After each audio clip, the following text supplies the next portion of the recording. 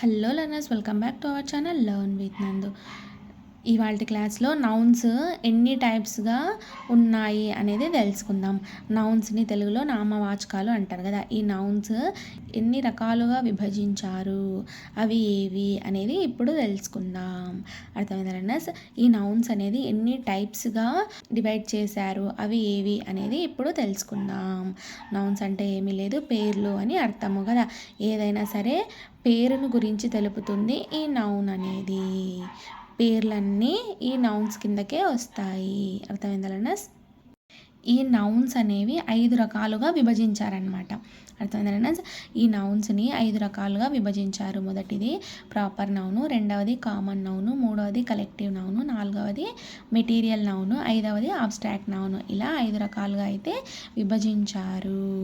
ఒక్కొక్క దాని గురించి క్లారిటీగా నెక్స్ట్ క్లాసెస్లో తెలుసుకుందాం. ప్రాపర్ నౌన్ గురించి ఒక క్లాస్లో తెలుసుకుందాం, కామన్ నౌన్ గురించి ఒక క్లాస్లో తెలుసుకుందాం, కలెక్టివ్ నౌన్ గురించి ఒక క్లాస్లో తెలుసుకుందాం, మెటీరియల్ నౌన్ గురించి మరొక క్లాస్లో తెలుసుకుందాం, అబ్స్ట్రాక్ట్ నౌన్ గురించి నెక్స్ట్ క్లాసెస్లో తెలుసుకుందాం. అర్థమైందా లర్నర్స్? నౌన్స్ అనేవి 5 రకాలుగా విభజించారు.